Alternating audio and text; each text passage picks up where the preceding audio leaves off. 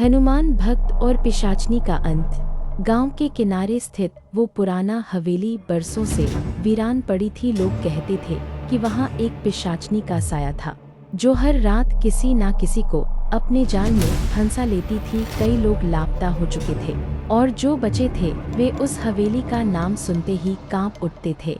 एक दिन गांव में एक युवक आया जिसका नाम अर्जुन था। अर्जुन हनुमान जी का प्रबल भक्त था। उसकी भुजाओं पर बजरंग बली का गुदना गुदा हुआ था और वह हमेशा अपने गले में हनुमान जी की माला धारण किए रहता था। अर्जुन ने सुना कि उस हवेली में कुछ अनहोनी घटनाएं हो रही है, तो उसने वहां जाने का निश्चय कर लिया। गांव वालों ने उसे बहुत समझाया, पर अर्जुन ने कहा, जो हनुमान भक्त होता है उसे भूत पिशाच छू भी नहीं सकते। रात के तीसरे पहर अर्जुन उस हवेली के भीतर दाखिल हुआ।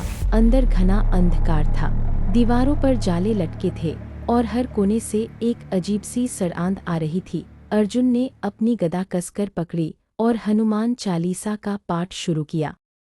जैसे ही उसके शब्द गूंजने लगे, एक भयानक चीख हवेली में गूंज उठी। सामने एक काली परछाई उभर आई और उसकी आंखें अंगारे की तरह लाल थीं।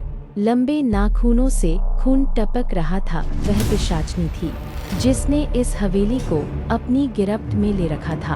पिशाचनी ने ठहाका लगाया और बोली, इस जगह से भाग जा वरना तेरा भी यही हश्र होगा।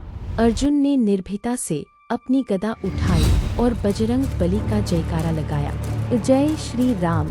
उसके मुख से निकली पवित्र ध्वनि सुनते ही पिशाचनी तड़पने लगी, उसकी त्वचा जलने लगी और उसने अर्जुन पर हमला करने की कोशिश की, लेकिन अर्जुन ने गदा उठाई और जोर से उसकी छाती पर दे मारी।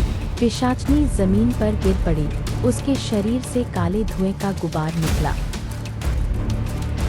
और वो भयंकर चीख के साथ जलकर राख हो गई। हवेली के कोनों में बंधी सारी नकारात्मक ऊर्जा समाप्त हो गई।